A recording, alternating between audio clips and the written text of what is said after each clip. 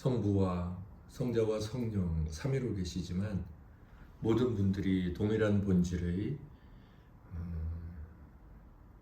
하나님으로 삼위일체가 되시는 여호와 하나님을 찬양합니다.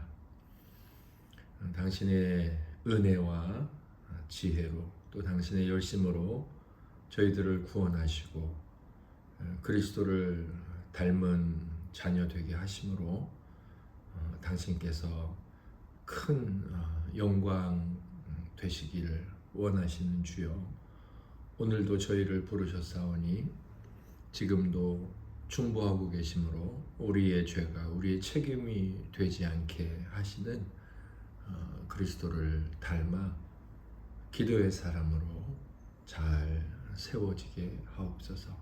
하나님께서 저희들을 영광의 수혜자일 뿐 아니라 영광의 동참자가 되게 하시는 그 놀라운 뜻과 비밀들을 심령에 잘 새기고 육신의 게으름이나 시험이나 영적인 나태함이나 매너리즘, 이 모든 것들 가운데에서도 하나님의 사역에 기도로 동참하는 이 특권과 또 의무를 잘 감당케 하옵소서. 우리를 구원하신 예수님 이름으로 기도드립니다. 아멘. 찬송가 541장 하나님께 찬양 올려드리겠습니다. 꽃이 피는 봄날에만 주의 사랑 있음인가, 열매 맺는 가을에만 주의 은혜 있음인가, 땀을 쏟는 여름에도 주의 사랑 여전하며, 추운 겨울 줄일 때도 주의 위로 변함없네. 솔로몬의 부귀보다 욥의 고난 더 귀하고, 솔로몬의 지혜보다 욥의 인내 아름답다. 이 세상의 부귀영화 마귀 유혹 손짓 하나, 고생 중에 인내하면 최후 승리 이루리라. 세상 권력 등에 업고 믿는 자를 핍박하는 어리석은 사람들아, 회개하고 돌아오라. 우상의 힘 얼마가며 인간의 힘 얼마가나, 하나님의 심판날에 견디지를 못하리라. 저 천국을 바라보니 이 세상은 나그네 길, 죽음의 길 피하라며 나의 갈 길 막지 말라. 내게 맡긴 양을 위해 나의 결의 평화 위에 우리 주님 가신 길을 충성으로 따르리라.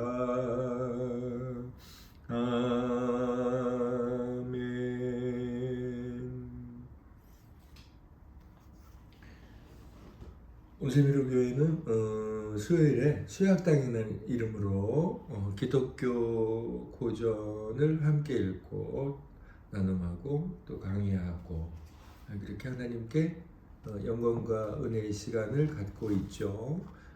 7번째 시즌이라고 할 수 있을 것 같은데 앤드류 머레이 기도론전집 그리스도의 기도학교 3권 중보기도의 비밀 하고 있습니다.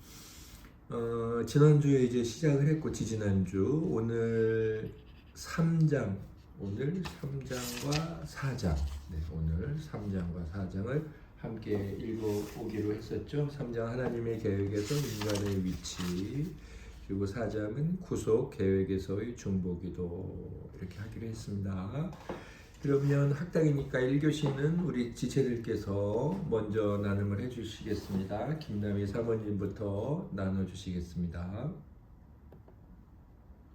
저는 4장에서 나눔을 할 건데요. 먼저 4장의 341페이지에서 밑에서 5번째 줄에서 그리스도께서는 승천하시기 전에 제자들에게 고별 설교를 하시면서 무엇을 구하든지 행하시겠다고 약속하시며 이 중보기도의 권한을 제자들에게 주셨습니다 라고 되어 있는 부분에서 이 책의 맨 앞부분에서 배웠던 내용들이 생각이 좀 났었고요.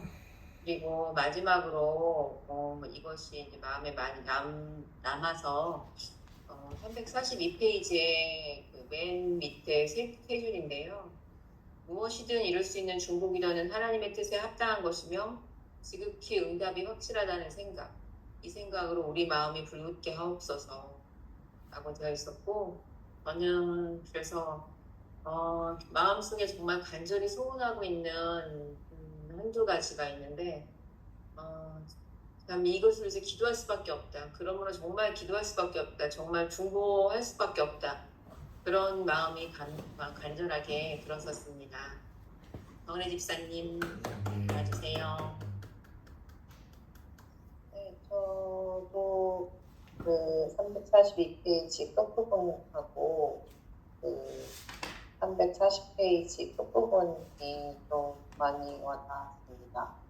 그 끝에 보면 하나님의 뜻에 합당한 것이고, 그 다음에 340페이지에는 당신의 뜻을 완수해야 하는 그것들이 우리가 중보기도를 하는 모든 것이 하나님의 뜻에 합당하게 되는 것, 그것이 그 하나님의 뜻에 따라가는 것, 그것이 참 성도의 삶으로서 살아내야 하는 그것들이 더 많이 확 와닿았던 그 구절이었던 것 같습니다. 성도님 받아주세요. 네, 저 340페이지 하나님 나라가 임하고 하나님의 뜻이 하늘에서 이룬 것 같이 땅에서도 이루어지는 것은 하나님의 백성들이 끊임없이 중보기도할 뿐입니다. 그 아래에 주님께서는 당신이 시작한 일에 우리에게 맡겨 그 일을 계속하게 하셨습니다. 그동안 우리의 마음을 열어 당신의 백성을 부분 성부와 중보기도 사역을 통해 당신의 뜻을 완수해야 한다는 그 생각을 눈뜨게 하셔서 주 하나님 우리의 눈을 열어주세요. 아멘. 이 부분에서 의미가 있는데 하나님께서 내게 맡겨주신 사명이 어떤 것일까 이런 고민도 해봤고 어떻게 내 순간 살아가야 되나 그런 생각도 해보는 구절이었는데요. 하나님을 닮아가기 위해서 어떻게 살아가야 될까, 그리고 내 순간 어떻게 살아야 되고 어떤 기도를 해야 되고 어떻게 기도를 해야 될까, 이런 것을 좀 고민해보는 문장이었습니다. 그래서 그냥 기도하면 안 되는구나 그런 느낌이 많이 왔어요. 저는 어쩌다 보면 그냥 그 시간에 그 느낌에 따라서 기도가 달라지는데 그렇게 기도하면 습관을 들이면 안 되고 순서가 있는 건 아니지만 진심을 다해서 하나님께 얘기하듯이 기도를 해야 되는구나 그런 느꼈던 것 같습니다.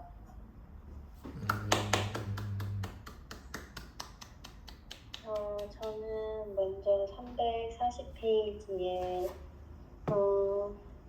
하나님께서 땅에 숨겨두신 보배들을 찾아내기 위해 이 세상 자녀들은 너무도 부지런합니다. 하나님의 자녀들도 하늘에 숨겨두신 보배들을 찾아내서 이 땅에 가져오는 일에 똑같이 부지런해야 하지 않겠습니까?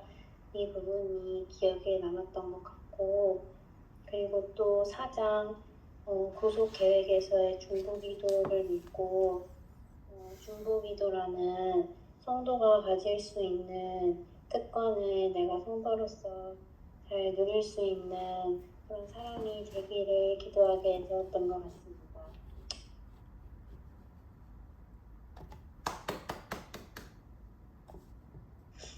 네, 저는 이 책을 쭉 읽어오면서 은혜를 많이 받았고요. 참 좋은 책이라고 생각하고 또 다른 분들한테 이렇게 소개해 줄 그런 의향이 있는 아주 좋은 책인 것 같습니다. 그런데 이제 이 책은 사실 하나님의 말씀은 아니거든요.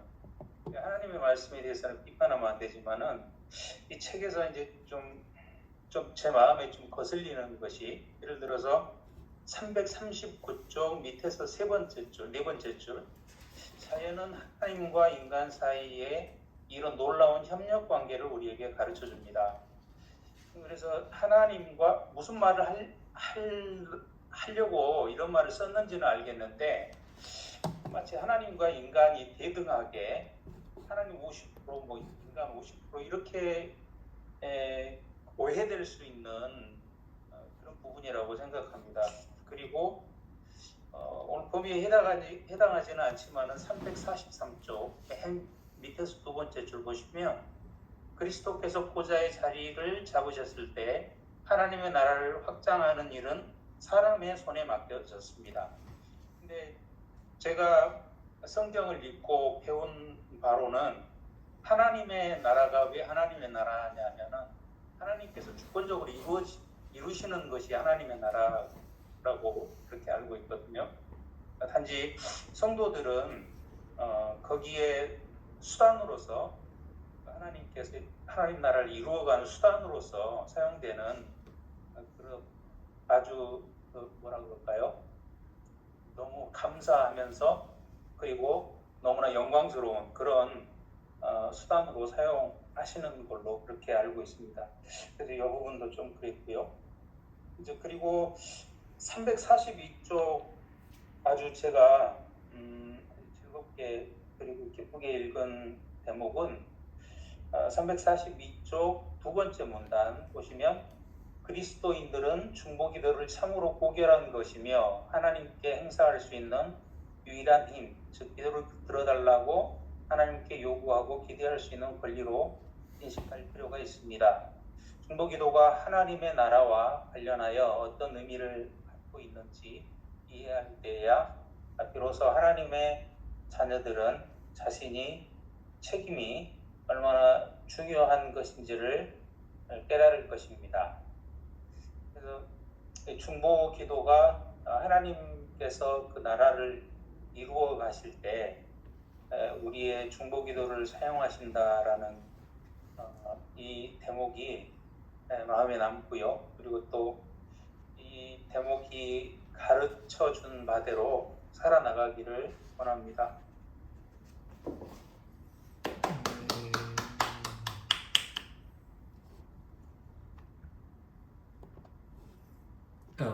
지체들의 나눔 감사합니다.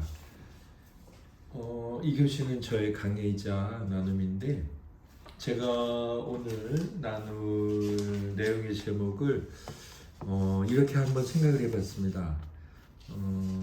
천상에 계시는 이질적 존재, 천상에 계시는 이질적 존재. 뭐 사실은 그리스도 우리의 중보자에 관해서 함께 생각을 하고 어떻게 기도드릴까 고민도 되고 뭐 그렇게 말씀하시는 분도 계시는데, 저는 이렇게 그리스도를 생각하는 것, 멀리 이렇게 그분을 바라보는 것, 그것이 기도의 시작이자 아니면 묵상의 시작이자 굉장히 중요한 영적 도전의 시작이다라고 생각도 하고, 또 그런 경험도 하기도 합니다. 또 많은 분들이 그렇게 하죠. 뭐 이렇게 관상, 우러러 바라보는 그리스도를. 341페이지 보시면 4장의 두 번째 문단 중간부터, 그리스도께서 인간이 되신 목적은 땅에서나 하늘에서나 인간으로서 또 인간을 위해 중보 기도하시기 위함이었습니다. 갈라디아서 3장 20절에도 뭐 중보라는 표현이 나오고 히브리서에도 나오죠. 여기 있는 이 표현을 보면서 제가 하이델베르크 요리문답을 제가 연구하면서 참 뭔가 그게 굉장히 새롭게 저에게 와닿았던 내용이었어요. 그래서 제가 일전에도 한번 가볍게 주일 말씀 시간에 나눴었는데, 오늘 한 번 더 나누고 이 저의 나눔을 우리가 기도를 드릴 때, 혼자 있을 때 뭔가 이렇게 한 번쯤 머릿속에 그려보는, 그랬으면 좋겠다 싶어서 제가 오늘 말씀 이 구절과 관련해 중보자 되신 그리스도를 생각하기, 뭐 그런 겁니다. 제가 일단 제목은 그랬죠. 하늘에서, 천상에서 좀 이질적인 한 존재가 있다 그랬습니다. 저희가 뭐 지금 사도신경의 첫 번째 조문을 다루고 있지만 창조주 하나님에 관해서 다루고 있잖아요. 하나님께서 만드신 이제 만유를 보면 이성이 없는 피조물, 그리고 이성이 없는 피조물에는 이제 생명이 있는 것과 생명이 없는 것, 그리고 이제 이성이 있는 피조물, 이성이 있는 피조물에는 하늘에 있는 피조물과 땅에 있는 피조물, 하늘에 있는 피조물은 천사죠, 천사. 땅에 있는 피조물은 인간이죠. 천사나 인간이나 이성이 있습니다. 이성. 뭐 이성이라는 것은 뭐 생각하고 사고하고 판단하고 결정하는, 뭐 우리 안에 어떤 총체적인 그런 사고의 능력, 뭐 그렇게 표현을 해야 될까요? 아무튼 이성. 그래서 가장 뛰어난 이성적 존재인 하나님을 닮게 지어진 존재로서 이제 인간이 이 땅에 살고 있죠. 그런 인간이 있는가 하면 이제 이성이 없는 피조물, 뭐 생명이 없는 건 바위, 뭐 이런 것들이 있을 수 있고, 생명이 있는 건 뭐 나무, 뭐 짐승, 그런 것들이죠. 뭐 아무튼 하나님께서 이제 우리 이성이 있는 피조물들 중에 인간은 땅에 두셨고, 이성이 없는 천사는, 이성이 있는 피조물 중에 천사는 하늘에 두셨는데, 그럼 하늘에 누가 계실까요? 하늘에는 하나님과 그 다음에 천사들이 있죠. 천사들. 그런데 거기에 이제 2026년, 2023년이라고 해야 되겠네요. 2023년, 물론 이제 AD를 BC 4년으로 보는 게 맞다. 그게 0이다. 이제 보통은 뭐 교회에서 그렇게 보는데, 아무튼 뭐 2000년 전에 그렇게 인간이 아닌, 육신이 없는 영적인 존재들만 하늘에 있었단 말이에요.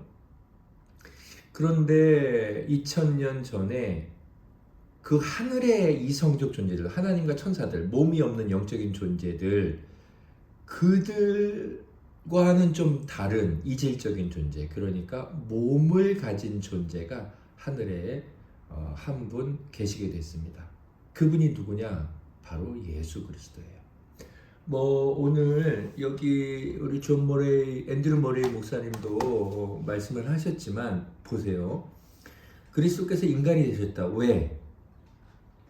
인간으로서 인간을 위해 중보기도 하시기 위해 네 하나님 앞에 늘 우리를 위해서 간구하시죠. 그래서 제가 지은 죄 하나님 제가 이미 벌받고 심판받지 않았습니까? 용서해 주세요.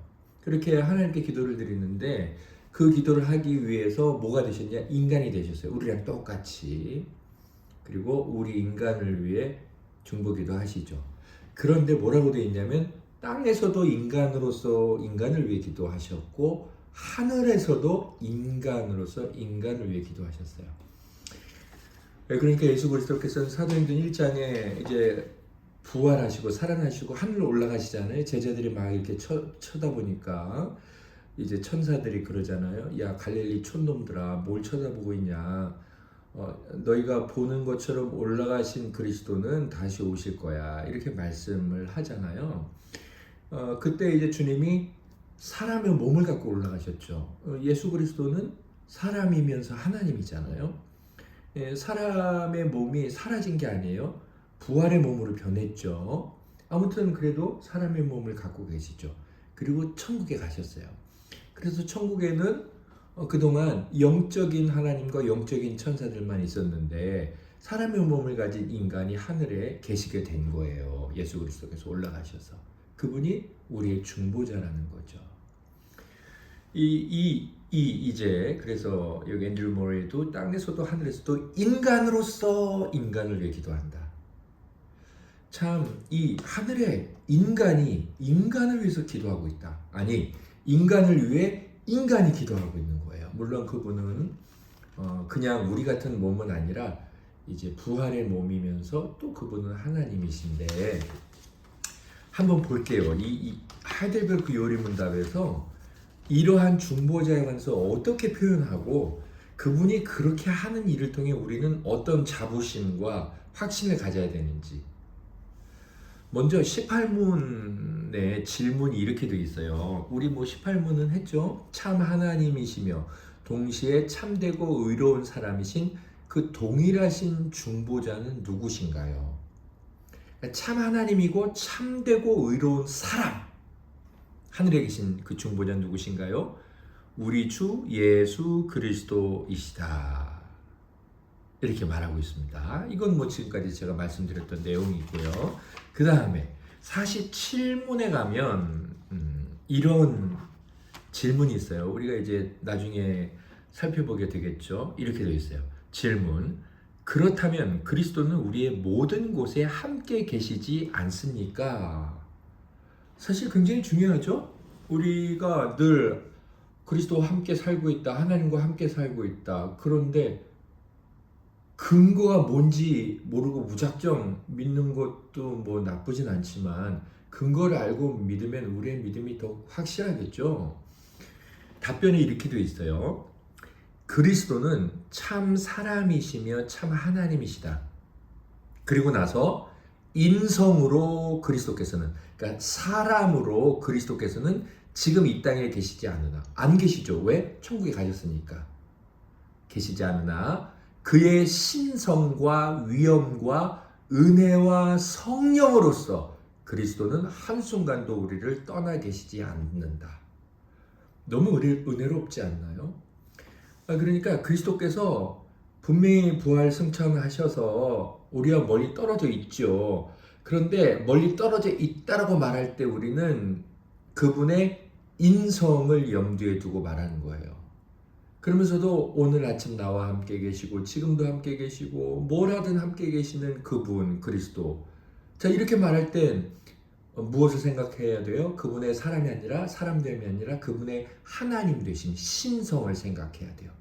그러면 그분의 신성이 우리와 어떻게 함께 하느냐? 뭐 우리가 잘 아는 대로 그리스도의 영이신 성령이 우리 안에 계시고, 그 다음에 그분의 은혜가 날마다 우리에게 있고, 뭐 일반 은혜, 특별 은혜, 해가 뜨고 지는 것들, 또 성경을 읽고 구원의 은혜를 주신 것들, 아무튼 그런 은혜, 그 다음에 위엄과 신성과 그분의 신적인 성품은 이 모든 세계 가운데 드러나고 있어요. 뭐 감출 것 같은 그런 사악한 범죄가 어느 날 돌연 드러나기도 하고요. 우리가 그 이제 뒷 배경을 정확히 몰라서 그렇지 하나님께서 일하고 계시는 그 신적 능력과 신성과 그 위엄은 이제 우리가 다 알게 되겠죠. 명확하게 이제 그분의 얼굴만 뭐 마주 볼 것이 아니라 그분의 우리가 그동안 궁금해하고 그냥 믿기만 했던 모든 실체들을 보게 될 텐데 그런 신성과 권위가 지금도 우리와 함께 계시는 거죠. 그러면서 그리스도는 편재하다. 그리스도는 지금 우리와 함께 늘 계시고 있다는 거예요. 그러니까 12 사도 이 제자들이 참 어떨 땐 너무 좋았겠다. 예수님하고 직접 함께 자고 먹고 다녔으니 와 진짜 대단하다. 나도 그렇게 믿었으면 정말 잘 믿었을 것 같은데 이런 생각을 하지만 그 자기 자신을 너무 과신하는 거예요. 주님을 실제로 봤던 사람들 중에 안 믿었던 사람이 태반이잖아요. 아무튼 그들보다 어떻게 보면 우리가 더 그리스도께서 함께 하심이 더 확실하죠. 예. 육신을 입으신 그분은 또 떠났잖아요. 그분들은 떠남을 경험했는데 사실 어떻게 보면 우리는 떠남이 없어요. 성령으로 늘 함께 계시기 때문에. 자, 이런 중보자 되신 그리스도를 생각할 때 그분의 인성과 그분의 신성을 이렇게 생각하는 것. 이 교리에 나오는 것. 그 다음에 제가 이제 뭐 이 그리스도의 중보자 되심과 관련해 그냥 하이델베르크 요리문답에서만 좀 찾은 거예요. 49문에 보면 이 그리스도께서 승천하시잖아요. 그분이 이제 낮아지셨다가 부활하시고 영광 가운데 승천하시죠. 네, 이 승천의 유익이 뭐냐? 우리에게 성도에게 아니 그분이 올라가셔서 그분에게도 유익이 있습니다. 네, 그리스도께서 이제 왕권을 가지시고 네, 그분에게도 유익이 있고 그분의 승천에 또 성도를 위한 유익도 있는데 이 성도를 위한 유익 중 두 번째 이게 있어요. 우리의 몸이 그리스도 안에서 하늘에 있다. 이미. 그러니까 우리가 예수 그리스도를 믿고 사실 우리의 몸이 어디 있습니까? 우리의 몸은 이 땅에 있죠. 어디 있어요? 예수 그리스도를 믿고 뭐 우리가 죽는 것도 아니고 예수 그리스도를 믿는다면 우리 교회 다니고 회사 다니고 집에 있고 밥 먹고 걸어 다니고 이 땅에 있죠. 그러나 그리스도 안에서 우리의 몸은 하늘에 있는 거예요. 왜 그렇게 우리가 믿어야 되냐면 그게 사실이니까. 왜 믿어야 되냐면 머리 대신 그리스도께서 그분은 우리의 머리잖아요. 우리는 그분의 지체고 팔다리 안 이렇게 뭐. 그런데 우리의 머리가 아까 사람으로 어디에 계시다 그랬어요? 하늘에 계시잖아요. 그러면 머리가 하늘에 있으면 몸 지체는 어디 있겠어요? 머리 따라가서 있는 곳에 있겠죠. 그럼 머리가 있는 곳이 어디예요? 아까 하늘이라 그랬잖아요. 그러니까 우리가 그리스도 중보자 되신 그리스도를 생각할 때 나는 이미 그리스도 안에서 천국에 있는 자야. 천국에 있는 자야라는 확신을 가질 수 있어요. 이게 그리스도께서 부활하시고 승천하셔서 그분의 사람으로 지금 계신 거예요. 그분이 사람으로 올라가셨고 사람으로 오실 거야. 그럼 그 사이에는 사람으로 계시겠죠. 사람으로 계신다는 그 사실이 주는 유익 두 번째인데 이걸 생각하는데 너무나 제가 이제 그 부분을 읽으면서 감격스러운 거예요. 내가 이렇게 사는데 과연 천국에 갈 수 있어 없어? 내가 또 이렇게 회개를 이렇게 했는데 이 정도 회개가 될까 올까? 이런 불안이 때로 있을 수 있죠. 그러나 우리가 하나님의 약속과 하나님의 말씀을 믿는 거죠. 왜냐하면 그분이 하시는 거니까 다.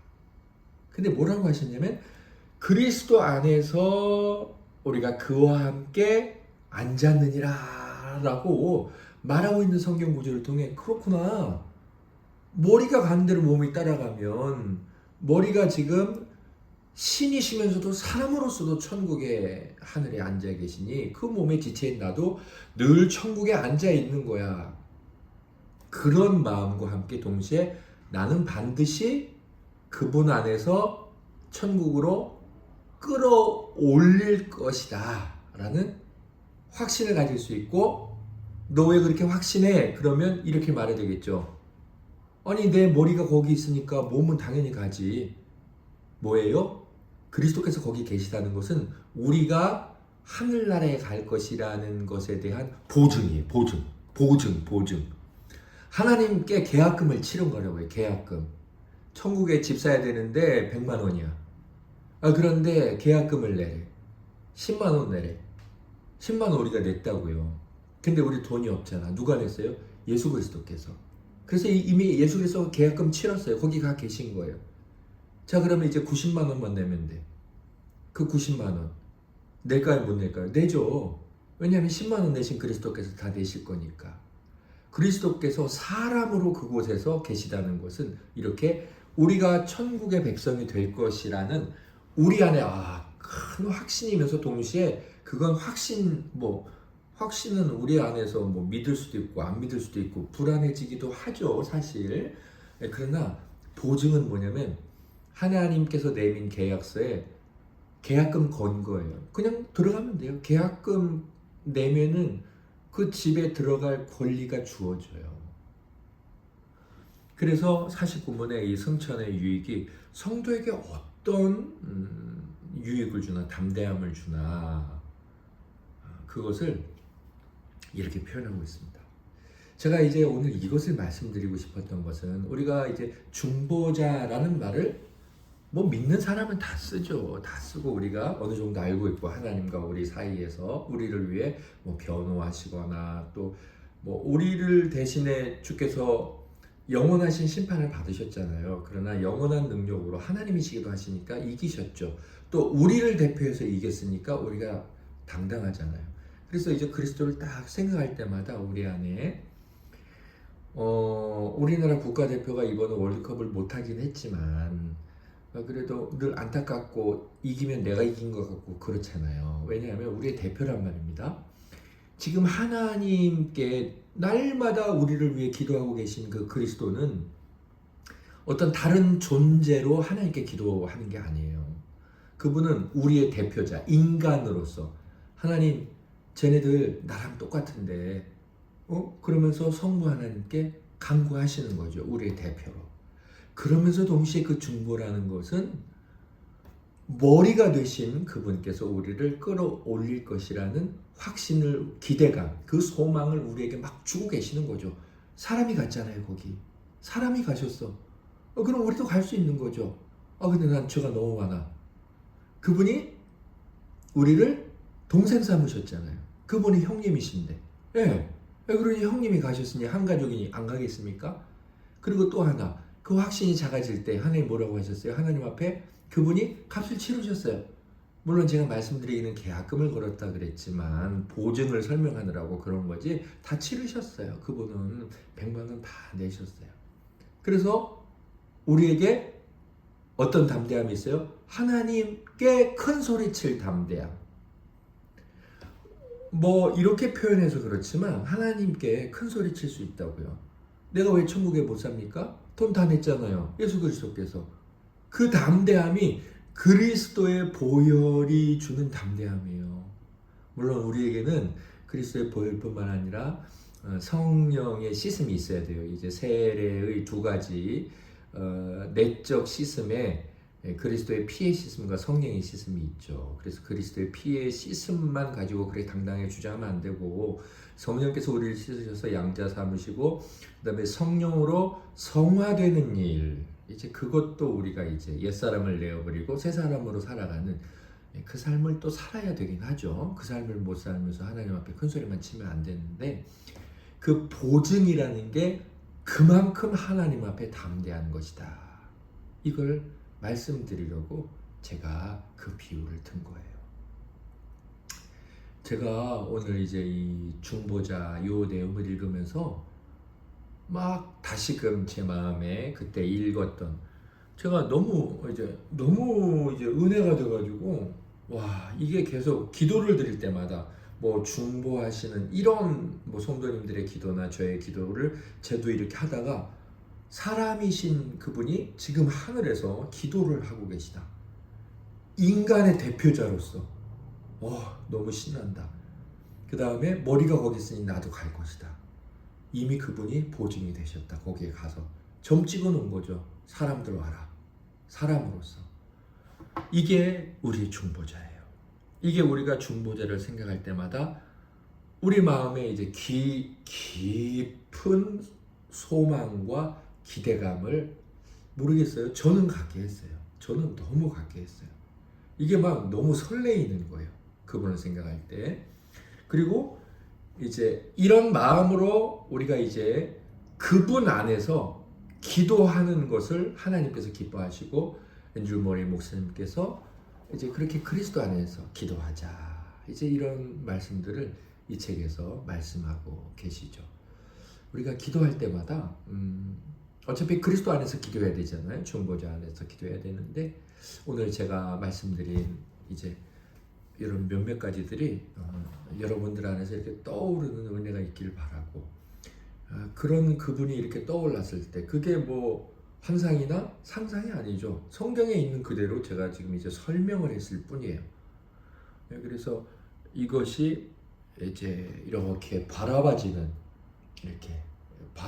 그분을 눈을 감고 보게 되는 그리고 그것이 우리로 하여금 하나님의 뜻대로 하는 기도의 자리로 더욱 이렇게 담대하게 아니면은 이렇게 소망 가운데 이끌어가게 되는 그런 은혜가 있기를 바라면서 중보자 되신 그리스도에 대해 좀 이렇게 구체적으로 말씀드리고 싶었습니다.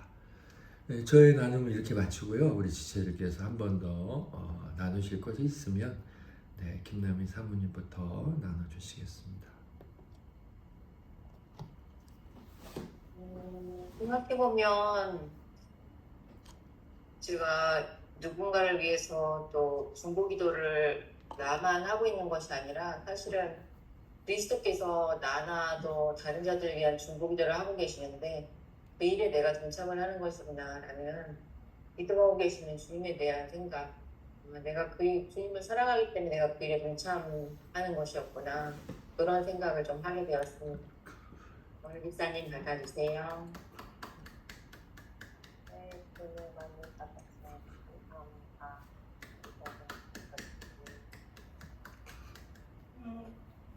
저는 셀모임 때 항상 내가 이렇게 살았는데 천국에 갈 수 있을까요? 그런 말을 많이 했었던 것 같은데 더 갈 수 있다는 생각이 들고 갈 수 있다는 게 아니라 가고 있다는 생각이 들고 그 지금 생각하는 믿음이 끝까지 갔으면 좋겠습니다.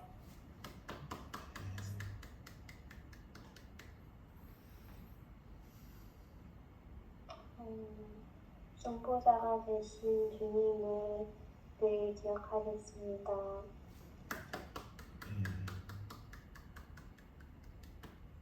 우리가 하늘에 있다라는 그 말씀을 듣고 에베소서 2장 6절 말씀이 떠올랐거든요. 또 함께 일으키사 그리스도 예수 안에서 함께 하늘에 앉히시니가 이게 과거로 이미 이루어진 일로 이렇게 나와 있더라고요. 그리고 우리가 중보 기도를 한다고 하지만 우리보다 앞서서 예수님께서 먼저 중보 기도하시고 예수님의 중보 기도가 있기 때문에 우리가 중보 기도를 할 수 있는 중보 기도의 원천이라 그럴까요? 그런 토대가 되시는 예수님을 높입니다. 네.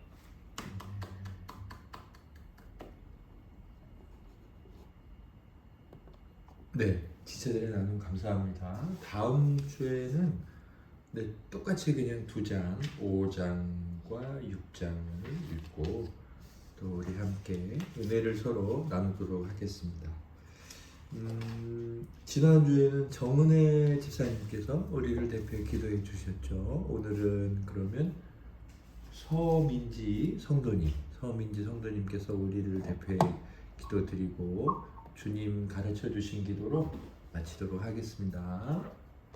네, 기도하겠습니다. 하나님 아버지 감사합니다. 오늘도 이렇게 교회와 하나님 말씀과 생각을 나눌 수 있게 해주시면 감사합니다.